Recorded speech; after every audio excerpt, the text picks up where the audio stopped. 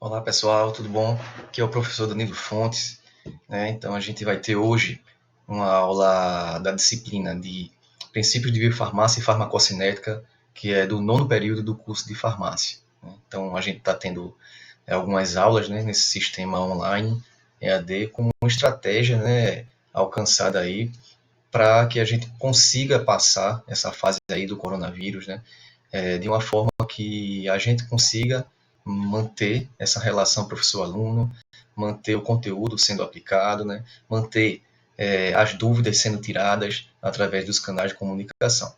Então, esse vídeo aqui é um vídeo que vai estar disponível no YouTube e é um vídeo que vai estar também no Google Sala de Aula, né? Então, vocês estão tendo acesso do Google Sala de Aula através dos seus e-mails do Gmail e lá vão ter todos os materiais disponíveis dessa disciplina. Então, vão ter materiais tanto para leitura quanto vídeos. Então, dessa forma, a gente vai iniciar aqui essa aula. Espero que vocês estejam bem, espero que vocês estejam cumprindo aí com as determinações da quarentena, para que a gente possa aí, o quanto antes, retornar à nossa instituição, né, manter as aulas presenciais, ter um contato maior, né, entre vocês, facilitar um pouco essa questão do ensino, né, e acompanhar vocês um pouco mais de perto, ok? Então, a aula de hoje ela é uma aula de distribuição de fármacos, né? A gente estava vindo nessa questão da farmacocinética, né? Tinha conversado um pouco sobre a absorção, e agora o fármaco ele continua aí a sua trajetória pelo corpo, né? Então a gente vai pela distribuição, metabolismo até o fármaco ser totalmente excretado. Então, a distribuição de fármacos, né, em sua definição, é a passagem do fármaco sob a forma livre, não ligada às proteínas plasmáticas, do espaço vascular para se difundir no espaço extravascular e nos tecidos. Então, ou seja, o fármaco, quando ele é absorvido pelo trato gastrointestinal ou por qualquer outra via de administração, e ele chega à corrente sanguínea, né, chega na circulação sistêmica, então ele primeiramente atravessa algumas barreiras para poder chegar ao sangue. No momento que ele chega, ele pode estar presente no sangue dessas três maneiras aqui, ó. Fármaco na forma livre, é quando ele está isolado, circulante no sangue, ou complexado a proteínas plasmáticas, que são proteínas que já estão presentes no sangue, né, exercendo algumas funções biológicas e também transporte de algumas substâncias, dentre elas os fármacos. Então, esse complexo fármaco-proteína é um complexo que é reversível, né? Então, as proteínas e os fármacos estão o tempo todo se ligando e desligando. Isso de acordo com a afinidade que o fármaco tem por cada proteína. Então, daqui a pouco, a gente vai poder ver um pouco melhor, né, sobre essa questão das proteínas, quais são, né, e quais são as características principais de cada um. Então, o que é que acontece? Na definição, a gente diz que a distribuição é a passagem do fármaco livre, não ligada, né, a proteínas plasmáticas, do espaço vascular, ou seja, né, da corrente sanguínea, para o espaço extravascular e tecidos. Então, ou seja, ele sai da corrente sanguínea, né, e vai para o espaço extravascular ou tecidos. Que tecidos seriam esses? Os compartimentos corporais, os órgãos, né? Então, ou seja, como é que isso acontece? Normalmente, esse fármaco livre aqui é o fármaco responsável pela ação farmacológica. Esse complexo fármaco-proteína aqui, ele é um complexo que é inerte, ou seja, esse aqui, ele consegue se ligar aos receptores farmacêuticos e desencadear aí a ação. Esse complexo aqui, ele é inativo, ele é inerte. O fármaco que está aqui ligado à proteína, ele não consegue exercer a sua função farmacológica, não consegue se ligar, né, às proteínas plasmáticas. Então, dessa forma, o que é que está acontecendo para que esse fármaco que está aqui, né, ligado à proteína plasmática, ele não consiga exercer aí a sua atividade? Na verdade, é o seguinte, a gente viu que existem proteínas livres e existem fármacos livres. Mas também existe o quê? A proteína ligada ao fármaco. Então, tem essas três conformações. Então, primeiramente, por que o complexo fármaco-proteína não consegue chegar aos tecidos quando está complexado? O primeiro item é uma coisa relacionada ao tamanho, né? A massa, normalmente as proteínas elas têm um alto peso molecular, então são moléculas grandes e elas têm um impedimento estérico, né? Então imagine aqui que existe uma junção entre as células, né? Um fármaco, né? Se ele tiver aqui, ele consegue às vezes ultrapassar entre as células. Já uma proteína, ela não consegue, porque ela é grande e ela tem um impedimento estérico, né? De passar entre essas junções facilmente, entre as membranas. Outra coisa, a proteína normalmente é uma molécula que ela tem uma baixa lipofilia, né? Então, ou seja, essa baixa lipofilia da molécula, ela faz com que ela tenha dificuldades naturais, né, por questões fisicoquímicas, de ultrapassar, né, as membranas biológicas, que normalmente são formadas por células, e essas células aí têm uma bicamada lipídica, né, que recobre toda a sua superfície. Então, normalmente, por uma questão de osmose, só conseguem passar moléculas que tenham uma afinidade grande com essa barreira bicamada lipídica. Então vamos seguindo aqui. Então aqui dá para a gente ter uma noção um pouco melhor, né, do que eu estava explicando no slide passado aí. A gente tem aqui, ó, embaixo uma figura que ilustra aqui o vaso e ilustra aqui, ó, aqui o vaso, né? Aqui seria a saída do material que está dentro do vaso para se distribuir para os tecidos. Então, tanto no espaço extravascular, está vendo aqui, entre as células, quanto para os compartimentos, que isso vai se distribuindo e chega nos tecidos, né? Chega dentro dos órgãos, onde tem receptores farmacológicos que vão desencadear aí o efeito terapêutico. O que é que acontece? Vamos para essa segunda figura aqui. Olha a questão aí do impedimento estérico que eu estou falando. Peguem, por exemplo, aqui, ó, essa proteína aqui que eu estou circulando. Ela está ligada aqui a um fármaco.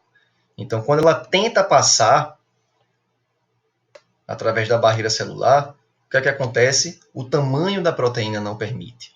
Por isso que, se a gente pegar aqui ó, esse corte, ó, apenas fármacos isolados conseguem fazer a travessia através das barreiras, né, corporais e chegar aos compartimentos corporais, que são aí os órgãos, né?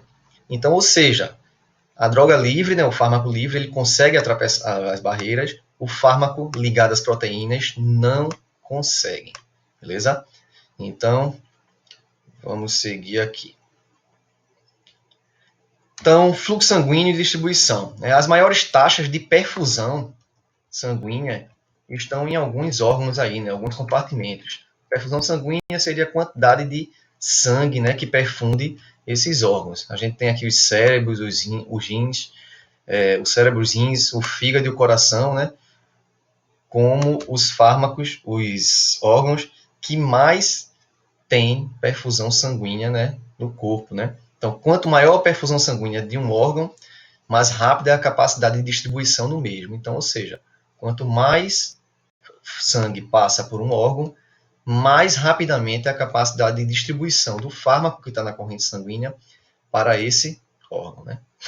Então, a gente tem aqui, ó,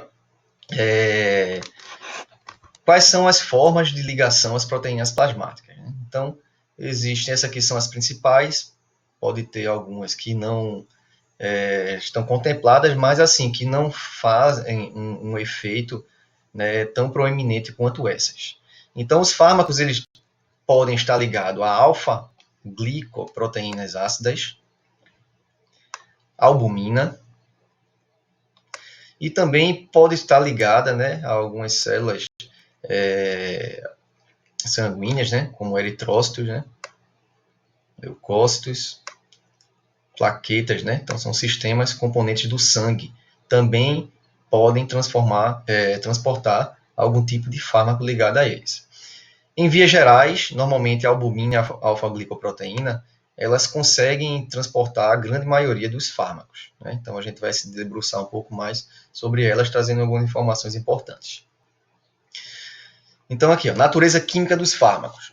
Isso aqui, eu acredito que eu tenho que repetir, porque era uma questão de reforço, mas a gente vem trabalhando muito isso.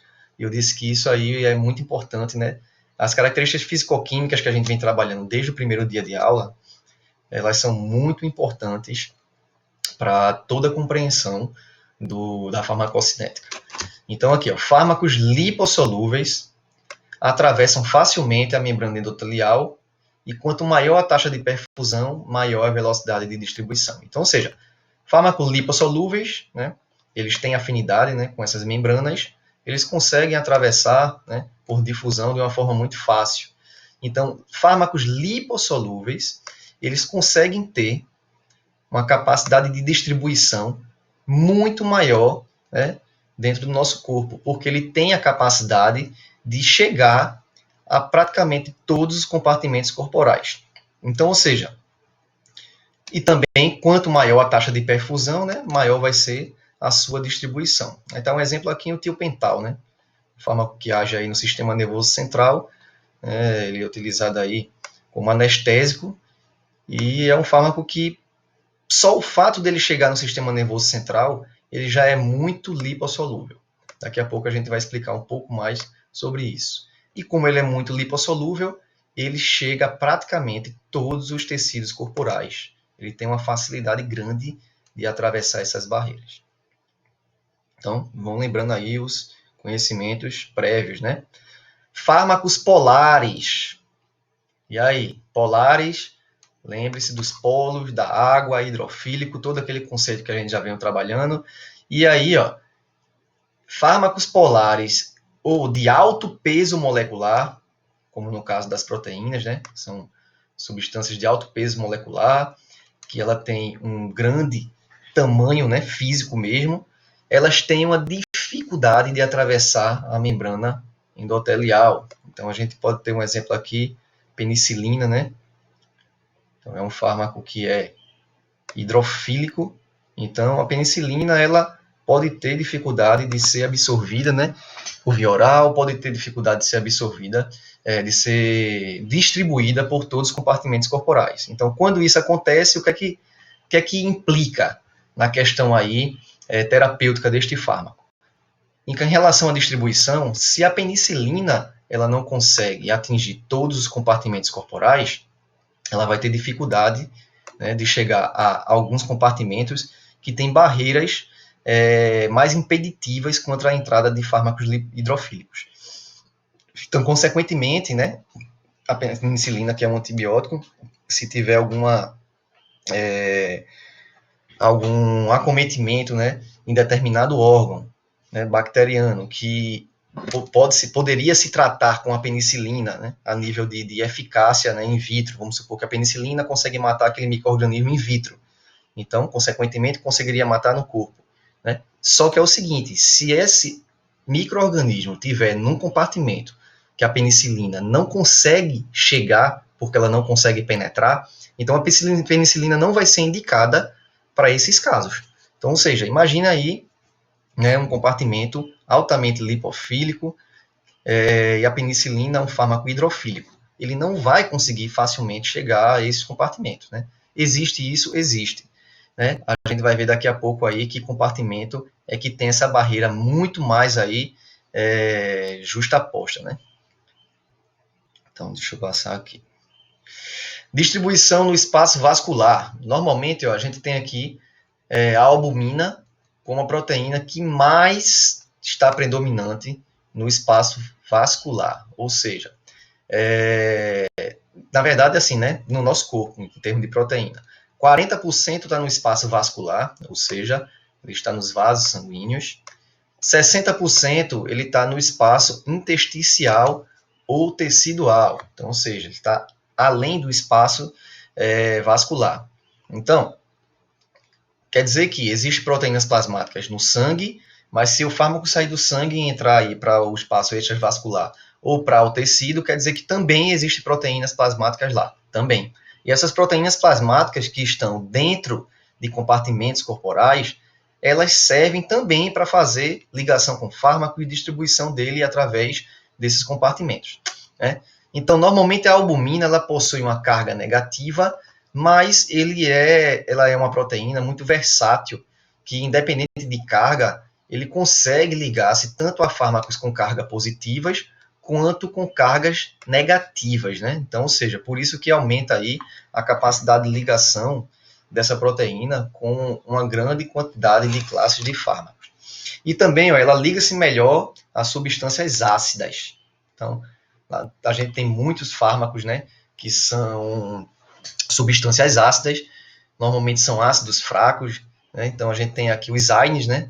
É uma classe muito conhecida, né? Inflamatórios não esteroides. Na maioria dos casos, eles são ácidos fracos, sulfonamidas, varfarina. Então, deixa eu seguir aqui.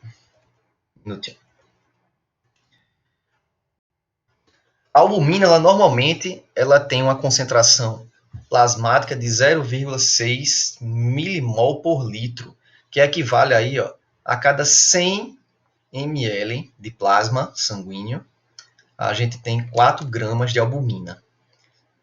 Eu posso dizer que isso é uma concentração muito alta, né, comparada a outras proteínas que estão presentes aí no corpo. Então, normalmente, a albumina ela possui, ó, 2 sítios de ligação. Então, ela pode se ligar a mais de uma molécula de fármaco, né? Às vezes, inclusive, a moléculas de fármacos diferentes. Outra proteína aqui plasmática, né, importante, alfa-glicoproteína ácida. Então, essa alfa-glicoproteína ácida, ela tem uma tendência de ligação a fármacos com caráter básico.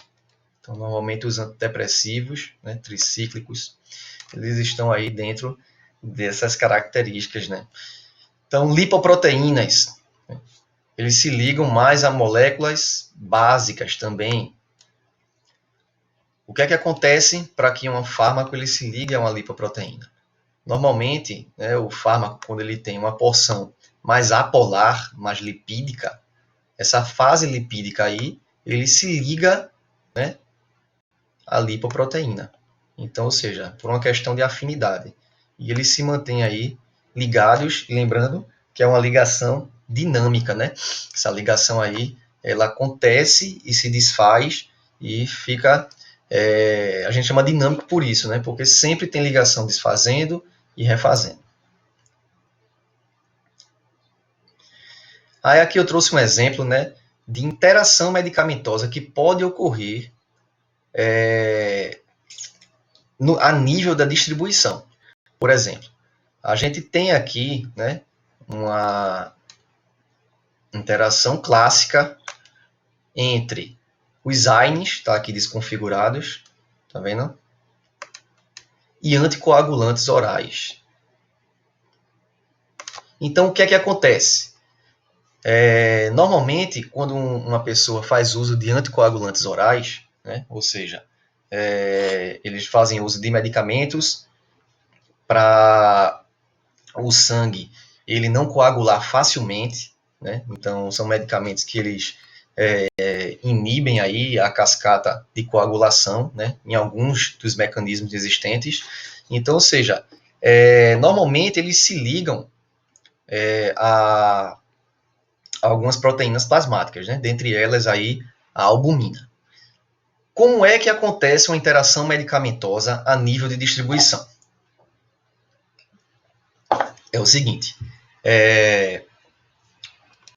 a proteína plasmática, né, uma pessoa que faz o uso constante desse anticoagulante, ele tem uma quantidade circulante desse fármaco livre, desse fármaco ligado à proteína plasmática grande, né? Já faz um uso constante, então já tem também uma quantidade constante desse fármaco no sangue. Então, existe uma coisa chamada, né, quando vocês estudam aí a farmacologia, por exemplo, afinidade por proteína plasmática. existem fármacos que possuem afinidade pela proteína plasmática e existem fármacos que possuem baixa afinidade pela proteína plasmática. Então, ou seja, os AINES, por exemplo, eles têm uma alta afinidade, né, pelas albuminas. Então, esses fármacos, né, anticoagulantes, se eles estiverem ligados à albumina, muitas vezes o que é que acontece?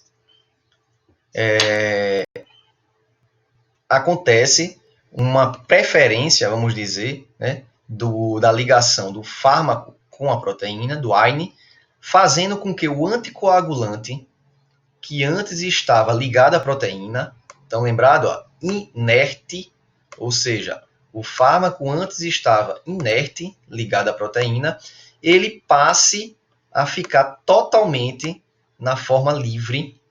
Por quê? Porque onde tinha anticoagulante oral, a partir de agora tinha anti-inflamatório não esteroidal ligado. Então, ou seja, é como se o AINE deslocasse o anticoagulante oral, porque ele tem uma maior afinidade por essa proteína aí que o anticoagulante está ligado. No que é que isso acarreta? Normalmente, ó, como uma grande quantidade desse anticoagulante vai para a corrente sanguínea na forma livre, predisposto a fazer o seu efeito terapêutico, pode acontecer aí hemorragias. Então, ou seja, normalmente, né, esse tipo de interação aí, eles geram há poucos casos, né, em que essa competição gera efeitos adversos graves. Então, ou seja, pode acontecer de um efeito adverso grave ocorrer, pode, né, mas em geral não é considerado um efeito tão grave, né, a ponto de levar a pessoa à morte, no caso, né. Principalmente até porque os AINES aí, eles têm um tempo de meia-vida muito curto, muitas vezes, né, dependendo dos AINES, os mais clássicos, e eles rapidamente são eliminados do organismo, né. Então isso aí já dificulta muito a presença, assim, diminui muito rapidamente a presença deles ligados e também livres na corrente sanguínea. Então a gente tem aqui, ó, fatores, né, que podem afetar aí a distribuição dos fármacos. Dentre eles, carga elétrica.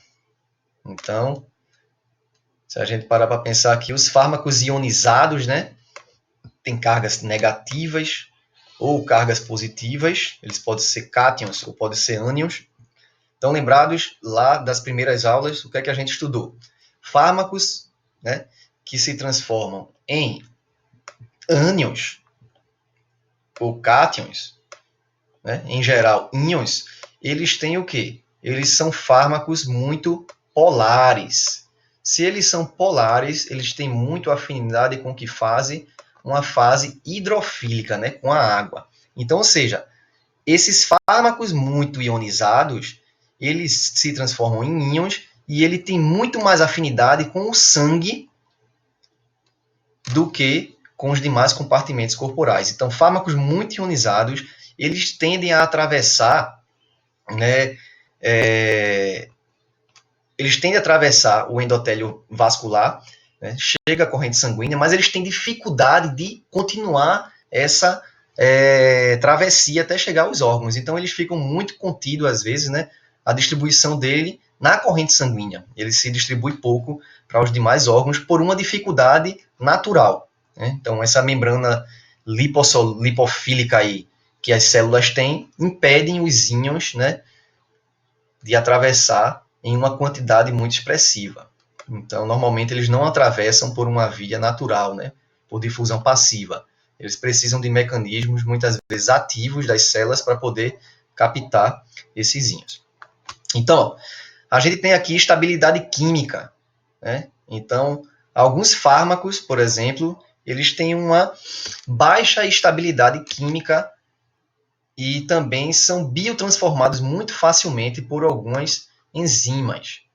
Então, normalmente, né, isso pode impedir a distribuição dos fármacos. Então, nesse caso, se a gente parar para pensar aí, fármacos que têm uma predisposição muito alta a ser metabolizado pelo efeito de primeira passagem hepática. Então, a pessoa toma um medicamento por via oral, por exemplo, esse medicamento é absorvido, né, ele chega à corrente sanguínea através da veia porta, que leva o medicamento diretamente para o fígado, antes de ser distribuído para o restante do corpo. Esse fígado, que está lá presente, né, uma classe de famílias enzimáticas, né, família do citocromo P450, né, altamente ativa, reativa, e que metaboliza uma grande quantidade de fármacos. Então, o que é que vai acontecer? Vai acontecer que essas moléculas, né, que têm uma instabilidade química aí, né, e também interagem fácil com esse citrocromo, ele pode ser facilmente metabolizada e excretada, muitas vezes antes mesmo de serem distribuídas pelo corpo. pH e pKa, isso aí também nós já cansamos de ver, né, nas aulas anteriores, né? Então, esses fatores de pH e pKa, eles também afetam, né, o grau de ionização do fármaco, que eles podem, dependendo do pH que eles se encontram, estar na forma molecular ou na forma iônica. E a gente sabe que o grau o fármaco que se mantém na forma molecular, solúvel, ele tem uma facilidade maior de serem absorvidos e de ultrapassar as barreiras, né, endoteliais. Então, afinidade a proteínas plasmáticas. Isso aqui é uma questão muito importante para essa aula.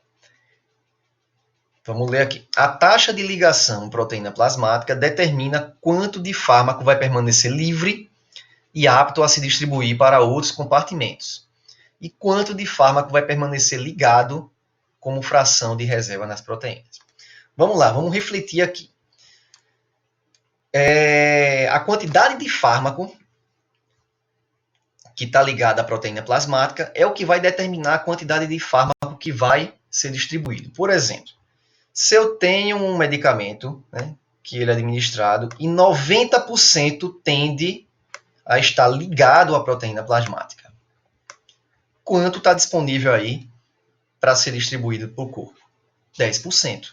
Então, ou seja, quanto mais afinidade um fármaco tem pelas proteínas plasmáticas, mais ele fica ligado ali, menos tem na forma livre para poder entrar nos órgãos e fazer seu efeito. Então, ou seja, esses fármacos que têm muita afinidade pelas proteínas plasmáticas normalmente têm baixa distribuição. Entenderam? Quanto mais ele quer ficar no sangue lá ligado à proteína, mais baixa vai ser a sua distribuição pelos órgãos. Então, e o contrário também se reflete, né? Vamos supor que eu tenho um fármaco que ele tem uma proteína, uma afinidade aí de aproximadamente 40% do que foi absorvido fica ligado a proteínas plasmáticas. Então, quer dizer que o quê? 60% está disponível para ser absorvido. Né? Então, a gente sabe que isso aqui faz uma diferença grande, né? Entre o que tem uma afinidade de 90 e o que tem uma afinidade de 40. Porque a quantidade de fármaco que vai estar disponível para poder adentrar os tecidos vai mudar drasticamente. Então, vamos seguindo aqui. Fatores patológicos que podem afetar aí na concentração das proteínas. Então, esses distúrbios hepáticos, então distúrbios lá no fígado, né? Ele pode reduzir a biossíntese proteica e reduzir a síntese de proteínas. Né? Então, ou seja, distúrbios patológicos como problemas hepáticos, eles podem reduzir a produção de proteínas. Né? Então, isso aí reduz a concentração de proteínas plasmáticas. Distúrbios renais, ele leva a hipoproteinemia, né? Seria uma baixa também da quantidade de proteínas no corpo. Distúrbios cardíacos, né? Ocorrem um aumento da quantidade de alfa-glicoproteína ácida. Então, aqui, por exemplo, após o infarto do miocárdio, normalmente a quantidade dessas proteínas aqui, elas aumentam bastante. Distúrbios tireoidianos, né? Como, por exemplo, o hipertireoidismo, ele tende a diminuir a quantidade de proteínas plasmáticas, enquanto que o hipotireoidismo tende a aumentar. Então, a gente tem aqui algumas condições, né, também patológicas, ou fisiológicas, né, naturais, que podem afetar aí a quantidade de proteínas. Por exemplo, aqui A albumina. A albumina, né, ela baixa quando uma pessoa também sofre queimaduras, né, extensas pelo corpo. Com o avançar da idade, a albumina tende a baixar também, uma baixa de produção de proteínas, isso é natural. Na gestação, a albumina tende também a baixar.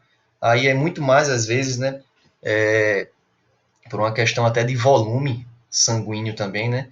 Então, normalmente na gestante, esse volume aumenta um pouco para poder compor aí, para poder, na verdade, auxiliar, né, na manutenção dos volumes presentes na placenta. Então, acaba diminuindo aí, né? É como se tivesse uma diluição da quantidade de proteínas no sangue.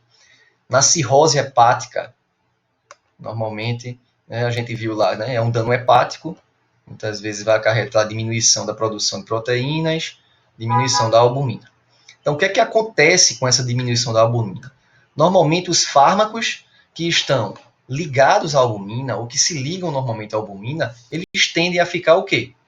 Mais na forma livre. Então, como esses fármacos ficam aí mais na forma livre, quer dizer que eles estão mais predispostos a serem distribuídos pelos compartimentos corporais. Consequentemente, eles vão ser excretados mais rapidamente, né? Então, porque eles já não ficam tão ligados aí às proteínas plasmáticas. Deixa eu até anotar aqui uma informação. Daqui a pouco eu volto a ela. Então, a alfa-glicoproteína ácida, normalmente, ó, ela aumenta, né, no infarto do miocárdio, ela aumenta em casos de cirurgia, de traumatismos em geral e artrite reumatoide. Então, da mesma forma que acontece lá com as albuminas, né, nesse caso aqui é um aumento. Então, quanto mais essa proteína aumenta, mais também fármacos que se ligam a ela normalmente tendem a permanecer ligados a proteínas plasmáticas. Uma coisa bastante importante aqui sobre proteínas plasmáticas é o seguinte: é uma coisa chamada tempo de meia-vida. Eu vou lembrar a vocês aqui o que é o tempo de meia-vida, porque isso aqui é um fator, né, muito importante em relação aos fármacos. Porque o tempo de meia-vida é praticamente o tempo. Tempo de meia-vidas. Deixa eu excluir esses idas aqui, beleza? O tempo de meia-vida, ele é, na verdade, o seguinte: é o tempo que o corpo leva para excretar 50% do fármaco que foi absorvido, que chegou à concentração sanguínea. Então, ou seja, se um fármaco tem um tempo de meia-vida de 2 a 3 horas, como é o caso de um paracetamol, a cada 2 a 3 horas, vamos colocar 2 horas e meia, metade do paracetamol que foi absorvido, ele já está predisposto a ser excretado. Então, ou seja, então rapidamente o paracetamol, então em 2 horas e meia, 50% já foi eliminado. Em mais 2 horas e meia, 25% desses 50% já foi eliminado. E assim vai sucessivamente a ser totalmente eliminado. 25% não, 50% desse que restou. Então, ou seja, rapidamente. Então, isso vai ser eliminado. Então, se o fármaco, porque esse tempo de meia-vida ele tem relação com as proteínas plasmáticas. É o seguinte: quanto mais afinidade o fármaco tem pelas proteínas plasmáticas, maior o seu tempo de meia-vida. Por quê? Porque é o seguinte: se ele tem uma facilidade muito grande de ficar ligado à proteína plasmática, e a proteína plasmática serve como um reservatório ali circulante no corpo, então é como se ele aprisionasse um pouco mais o fármaco e fosse liberando ele aos poucos. Então isso aí acarreta em quê? Em o fármaco demorar mais para poder ser excretado totalmente do corpo. Então, quanto mais afinidade o fármaco tem por proteínas plasmáticas, também maior será o seu tempo de meia-vida. O contrário acontece também. Quanto menos afinidade o fármaco tem por proteínas plasmáticas, né, mais rapidamente ele é distribuído pelo corpo, faz seu efeito e também é metabolizado, excretado. Então, existe essa relação aí entre proteínas plasmáticas e tempo de meia-vida, né? Não esqueçam. Deixa eu ver se eu consigo escrever aqui. Quando Não estou conseguindo. Era um recurso aqui que eu ia tentar usar. Mas vamos lá. Eu falei aqui anteriormente que algumas proteínas, algumas proteínas elas não conseguem, nem alguns fármacos, na verdade, né, eles não conseguem adentrar alguns tipos de barreiras, né, corporais. Então, existe uma barreira, né, que ela é extremamente difícil de ser ultrapassada, né, que é a barreira hematoencefálica. O que é que essa barreira traz de diferente, né? A gente vai ver agora aqui. Mas é o seguinte, essa barreira aí, ela nada mais é do que a barreira que separa o sangue, né, a corrente sanguínea, do cérebro e do sistema nervoso central. Então, normalmente, essa barreira ela é muito impeditiva da passagem de algumas substâncias, né? Justamente para preservar o sistema nervoso central. Então, como foi que se descobriu essa barreira aí? Existe um pesquisador, né, chamado Paul Ehrlich, né, que no século XIX, lá no finalzinho, né, dos anos 1800 e alguma coisa, não, 1900 na verdade, né, então 1800 e alguma, chegando a 1900, então ele fez uma experiência que o intrigou e a partir daí surgiram muitas outras experiências voltadas a esse tipo de de trabalho. Como por exemplo, ele pegou uma injeção de um corante e injetou aí intravenosamente em animais de laboratório, em camundongos. Então, normalmente, aquele corante ele vai circular por todo o sangue, né? Normalmente foi um corante aí, né, de baixo peso molecular, ele conseguiu adentrar nos tecidos. E o que é que se procedeu? Normalmente, nesses estudos aí, o animal ele é sacrificado, ele é dessecado e se fazem análises microscópicas, né, do tecido animal. Então, o que foi que Paul Ehrlich ele detectou? Ele detectou que o corante que foi administrado intravenosamente, ele conseguiu ultrapassar aí, circular no sangue, conseguiu adentrar em diversos órgãos, mas não conseguiu chegar no cérebro nem na medula espinhal. Então, ou seja, o que é que aconteceu diante disso, né? A gente tem um corante que circulou pelo sangue, chegou em todos os órgãos, com exceção do cérebro e medula espinhal. Então, isso aí, ele intrigou Paul Ehrlich, né, e sua equipe de pesquisadores, né? Em 1913, até tem um pesquisador que é também, a gente pode dizer que é discípulo aí de Paul Ehrlich, que fez uma pesquisa contrária. Então, ele injetou, na verdade, um corante no cérebro dos animais, né, e na medula espinhal. E o que é que aconteceu? Ele viu que esse corante, né, que foi administrado ali, ele não chegou na corrente sanguínea. Então, existia alguma coisa, né, entre o cérebro e a medula aí, né, alguma barreira que impedia esse fármaco, né, esse corante de passar. Né? Então, estudos mostraram, né, que, na verdade, isso aí era a barreira hematoencefálica. Né? Então, o que seria aí a barreira hematoencefálica? Na verdade, deixa eu tirar essa letrinha que está passando aí. Eu estava fazendo um teste.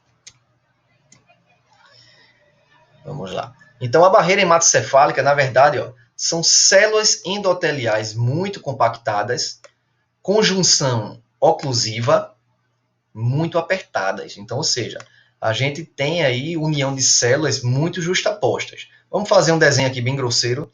Imagine que isso aqui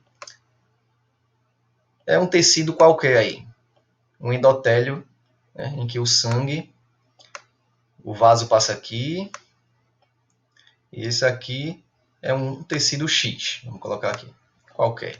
Então, existem espaçamentos entre as células que permitem a entrada de substâncias facilmente. As células endoteliais elas não teriam esse espaçamento aí entre células. Seriam células muito justapostas, né, que a gente chama de junções oclusivas, que não permite facilmente a passagem de fármacos entre elas. nem de substâncias qualquer aí. Então, de certa forma, isso impede uma grande quantidade de fármacos de poder penetrar através dessa barreira e surtir seu efeito, né, no cérebro e também na medula espinhal. Então, quais são as características de fármaco que podem ultrapassar aí a barreira hematoencefálica?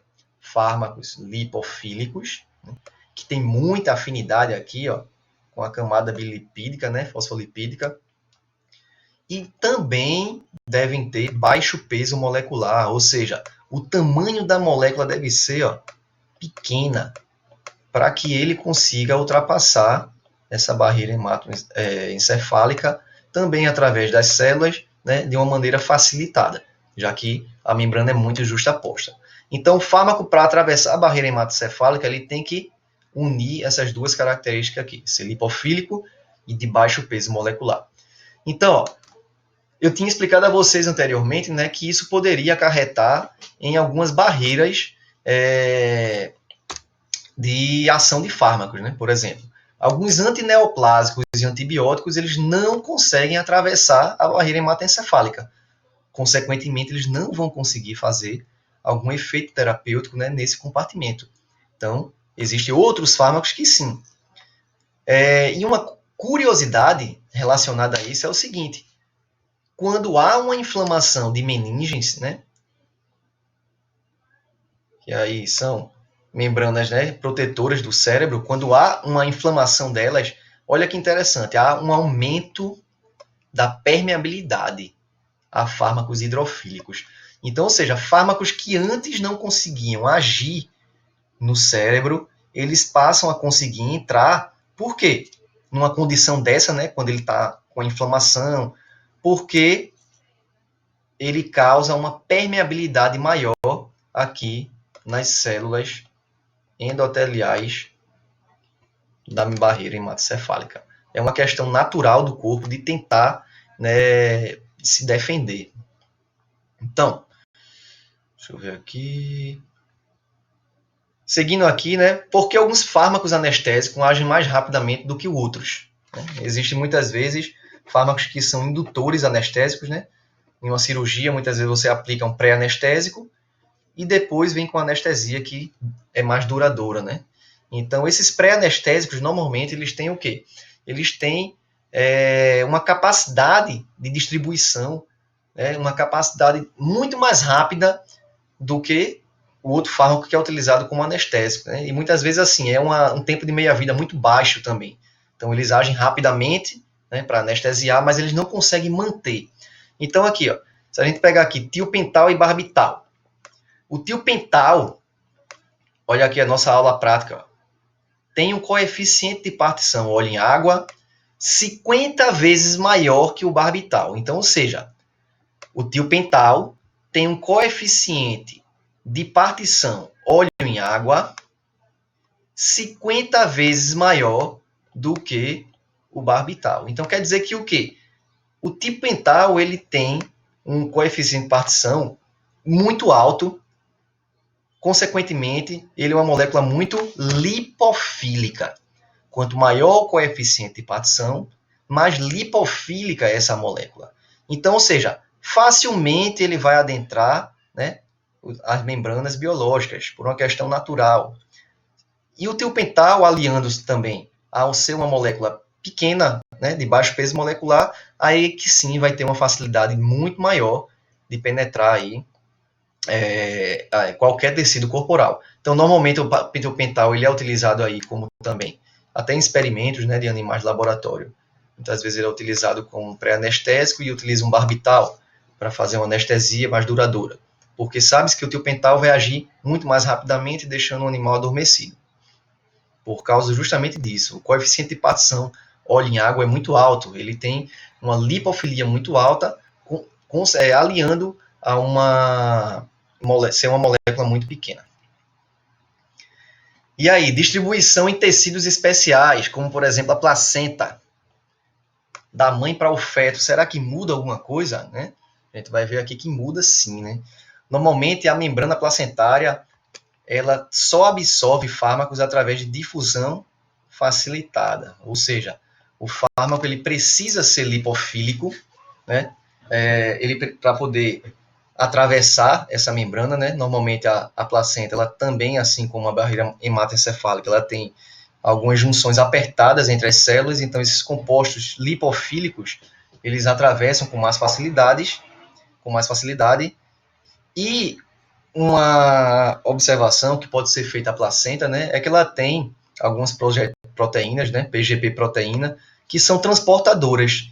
Então, elas conseguem fazer também com que substâncias ionizadas elas entrem do cordão umbilical, né, que é onde vem o sangue, para dentro da placenta, né, e chegando até o feto aí também.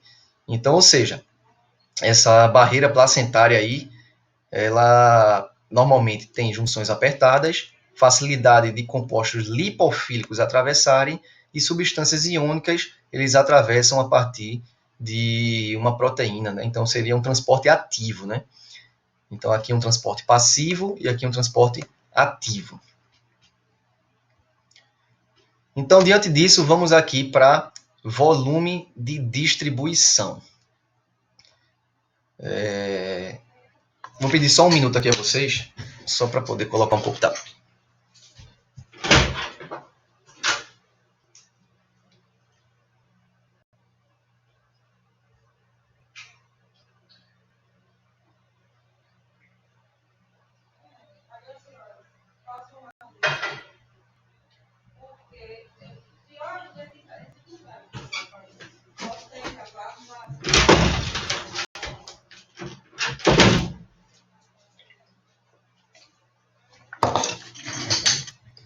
Então, ó, vamos voltar aqui à aula. O volume de distribuição. O que seria o volume de distribuição? Seria a quantidade hipotética, né, de fármaco que ela é distribuída através aí, do nosso corpo. Então, estima-se, né, que em média um adulto ele tem em torno de 40 litros de água, né, distribuída por todo o corpo. Então, ou seja, a gente diz, né, em via de regra, que esses 40 litros seria a distribuição total que o fármaco poderia alcançar no corpo, né? Então, como é que essa divisão de água está distribuída? A gente tem aqui, ó, aproximadamente 3 litros dessa água, ele está presente no nosso plasma sanguíneo. A gente tem 9 litros distribuídos no líquido intersticial, né, naquele entre as células, né, compartimento extracapilar, e a gente tem 28 litros de água dentro das nossas células. Ou seja, a gente tem 3 litros no plasma, 9 no líquido intersticial e 28 litros dentro das células, no líquido intracelular que compõe os nossos órgãos. Então, guardem essa informação aí. Lembre-se que apenas 3 litros estão no plasma, na corrente sanguínea, beleza? Então, vamos seguir aqui. Então, a partir daí, né, existem cálculos farmacocinéticos que, se a gente se aprofundar mais, né, no estudo da farmacocinética, normalmente esse aprofundamento ele é exigido a nível de pós-graduação, né? Então, quem faz um mestrado, um doutorado na área, uma pós-graduação voltada para a farmacocinética, no estrito senso, eles vão adentrar de fato a esses cálculos farmacocinéticos, né? Para saber a quantidade de fármaco que chega aí a cada compartimento, né? Passando pelas barreiras, levando em consideração todas as influências que o fármaco pode sofrer. Mas, de uma forma geral, o volume de distribuição é um indicador da extensão da distribuição de um fármaco ao longo dos fluidos corporais e tecidos. Então, tudo bem. Quando eu falo um valor de volume de distribuição, vamos lá, vou falar aqui para vocês. Um fármaco ele tem um volume de distribuição de 40 litros. O que é que a gente entende? Que esse fármaco consegue se distribuir por toda a extensão de água presente no organismo. Um fármaco ele tem um volume de distribuição de aproximadamente 3 litros. Quer dizer que ele se distribui, né, ele fica muito limitado à corrente sanguínea. Né? São fármacos muitas vezes hidrofílicos demais, alto peso molecular, não consegue adentrar nos tecidos. Então, deu para entender? Então, o volume de distribuição já dá para a gente ter uma noção, né, da quantidade aí de fármaco que está distribuída, quantidade não, né, da extensão com que o fármaco está distribuído no organismo. Então, lembrando, isso é um valor hipotético, né? Não é um valor real, porque é um cálculo matemático de estimativa. Então, a gente tem aqui até um cálculozinho simples, né? Por exemplo, isso aqui um cálculo de volume de distribuição, onde VD é o volume de distribuição, D seria o total de fármaco presente no corpo e CP seria a concentração plasmática desse fármaco. Então, a gente tem aqui, um paciente recebeu uma dose intravenosa de 250 miligramas. Se é intravenoso, 100%, né, do fármaco está presente na corrente sanguínea, né? Não tem perda aí de absorção. Então, a gente pode garantir que esses 250 ele está presente no corpo. Então, gerou uma concentração de 8,2 microgramas por ml. Calcule o volume aparente de distribuição. Quando você coloca nessa fórmula, a gente encontra aqui um volume de distribuição de 30,4 litros. Ou seja, dos 40 litros presentes no nosso corpo, esse volume de distribuição ele se distribui por 30,4 litros. Vamos voltar àquela imagenzinha lá. Se 30,4 litros é aproximadamente isso aqui, ó, essa fatia. Né? Isso aqui dá 31 litros aproximadamente. Ou seja, quer dizer que o fármaco está aí distribuído tanto no plasma quanto, né, na maior parte aí do líquido intracelular. Não quer dizer que ele também não esteja aqui, ó, nessa fatia do líquido intersticial. Pode ser que ele esteja no plasma, presente no líquido intersticial e em uma parte, que é bem provável, né, do líquido intracelular. Então, ou seja, essa outra fatia aqui ele pode não alcançar. Vamos supor que aí, né, seja cérebro, seja alguns outros órgãos. Então, ou seja, quer dizer que ele não atinge uma totalidade de distribuição no corpo. Né? Existe algum compartimento que ele não consegue chegar.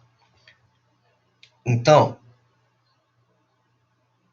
uma informação importante. Ó, fármacos com mais afinidade a proteínas plasmáticas, ele se liga muito a uma proteína plasmática, ele normalmente, estão lembrados, se ele se liga muito, existe um baixo volume de distribuição. Por quê? Porque existe pouca quantidade do fármaco na forma livre para chegar nos tecidos. Quando esse fármaco tem menos afinidade pelas proteínas plasmáticas, ele vai ter muito mais fármaco livre disponível na corrente sanguínea, normalmente ele vai ter um alto volume de distribuição. Isso também tem relação com o tempo de meia-vida, né? Vamos relembrar o tempo de meia-vida. Fármacos com muita afinidade com proteínas tende-se a ficar ligado por muito tempo a elas, aumenta o tempo de meia-vida. O contrário também acontece. Então, vamos aqui para alguns exemplos, né? Por exemplo, aqui, ó, eu tenho um fármaco que se distribui entre 1 e 3 litros. Normalmente, ele está contido ali no plasma. Ele não consegue chegar, né, em outros compartimentos corporais. Eu tenho um fármaco que ele está distribuído entre 10 e 20 litros. Eu digo que esse fármaco está distribuído, né, além do plasma, também em fluidos extracelulares. Eu digo que um fármaco ele tem de 25 a 30 litros de volume de distribuição. Esse fármaco foi distribuído também para os fluidos intracelulares, ou seja, ele está presente no plasma, está presente em fluidos extracelulares e já chegou a fluidos também intracelulares, ou seja, nos órgãos, né, em compartimentos, compartimentos corporais. Se eu digo que um fármaco ele tem 40 litros de volume de distribuição, é que ele atinge todos os compartimentos corporais. Aí agora vem uma coisa bem interessante. Existem fármacos que eles se distribuem por uma concentração que vai, uma extensão que vai além dos fluidos corporais. Então, ou seja, esses fármacos aí, normalmente eles se distribuem, por exemplo, em 80 litros, 200 litros, 300 litros. Então, nós não temos essa quantidade total de água no nosso corpo. Como é que um fármaco tem um tempo de distribuição aí de 200 litros? É o seguinte, eu falei para vocês que o volume de distribuição ele é um valor matemático ele é um valor hipotético, né? Ele é um cálculo. Ele se baseia em quê? Na quantidade de fármaco que entrou no organismo e também na concentração que esse fármaco atinge no corpo. Então, ó, vamos supor que eu administro, né, 250 nesse caso aqui. Vamos pegar aquele caso anterior. Deixa eu voltar aqui. Eu administro esses mesmos 250 miligramas aqui de fármaco no corpo. Ele me gerou uma concentração de 8,2, né? Obtivemos aqui um volume de distribuição de 30,4 litros, né? E isso fármaco em equilíbrio. Mas vamos supor que um fármaco B, qualquer aí, para ele chegar em equilíbrio, ele precise de 500 miligramas desse fármaco. Ou seja, para atingir essa mesma concentração aqui, ó. Então, quer dizer que o volume de distribuição dele, quando a gente colocar nessa fórmula, ele já vai aí para o quê? 60,8 litros. Danilo, por que isso acontece? É o seguinte, né? Quando isso acontece, normalmente é porque esses fármacos, eles tendem a ficar armazenados na gordura corporal. Então, eles ficam armazenados ao tecido corporal adiposo, por ter muita afinidade com esses tecidos. E o que é que isso acarreta? Acarreta que a concentração sanguínea lá fica mais baixa. Eu administrei 500, ao invés de dobrar e ir para 16 microgramas, não, pelo contrário. Manteve as mesmas 8, só que uma outra fração do fármaco ficou lá armazenada na gordura. Então, isso dá uma falsa impressão, né, de que a totalidade do fármaco está agindo. Pelo contrário, a gordura está servindo dali de armazenamento desse fármaco. Por isso que dá um tempo de meia-vida muito alto. Né? Um tempo de meia-vida alto e também um volume de distribuição muito alto. Então, ou seja, olhem aqui esses exemplos. Varfarina, né? Varfarina, né? Um fármaco aqui que se distribui em aproximadamente 8 litros.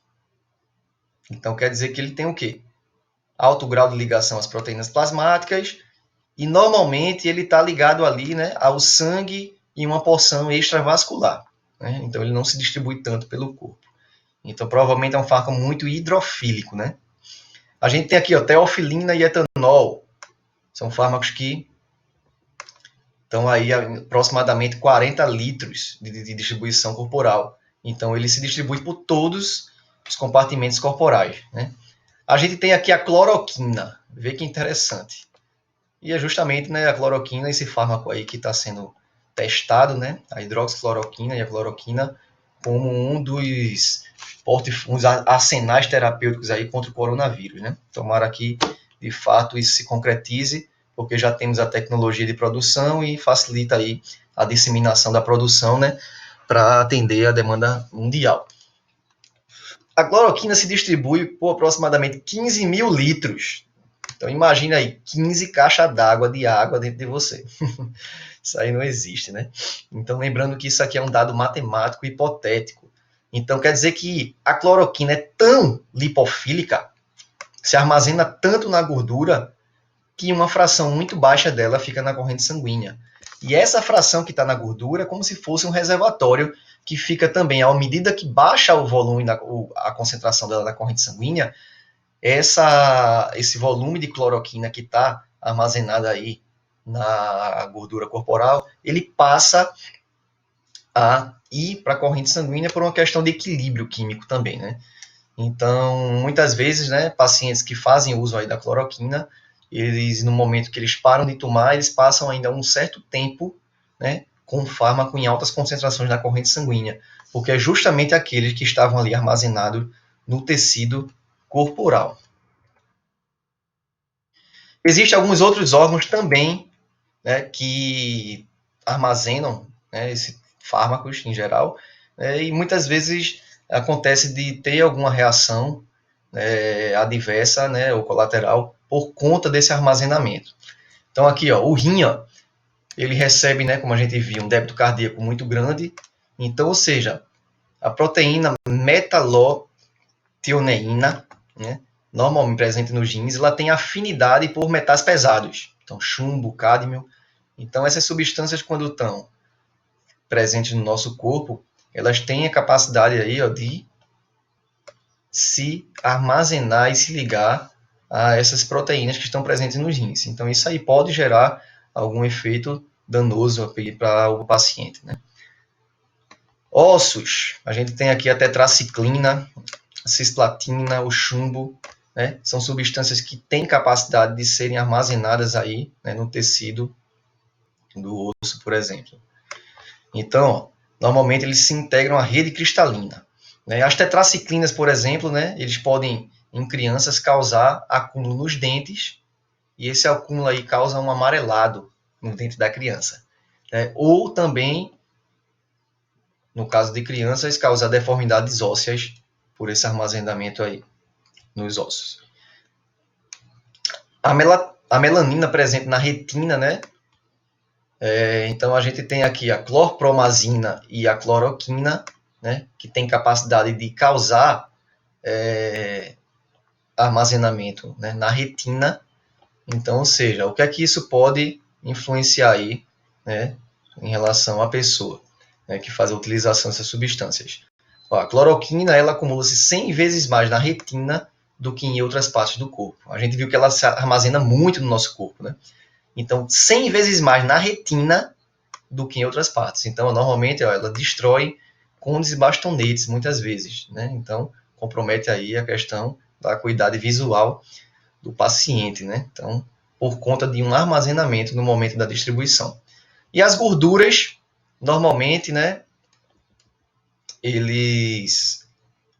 elas têm uma participação muito grande em relação ao armazenamento de fármacos lipofílicos, né?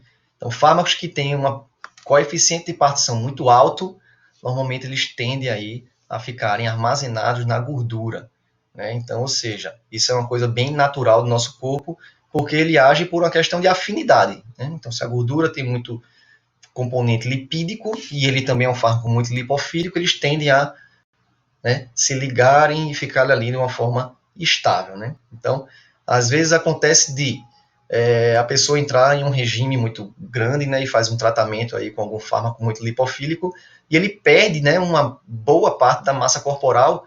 Então, o que é que acarreta? Também a liberação desses fármacos que antes estavam aí presentes aí nos adipócitos, né, armazenados na gordura que estavam dentro dos adipócitos. Então, ou seja, pessoal, deu para dar uma geral, né, na distribuição. A gente vai continuar com essa farmacocinética, né, em aulas também assim curtas, associadas a um material, né, de apoio. Então, ou seja, eu vou deixar na plataforma aí um material que vocês vão ler e vocês vão fazer ter um embasamento maior do que é de fato a distribuição de fármacos, né? Então, eu vou deixar esse link aqui disponível no YouTube, no Google Classroom, né, da disciplina, na página da disciplina de farmacocinética, biofarmácia farmacocinética, e também vou deixar lá o material disponível para leitura, assim como os slides utilizados nessa aula, tá ok? Então, bons estudos aí e aproveite.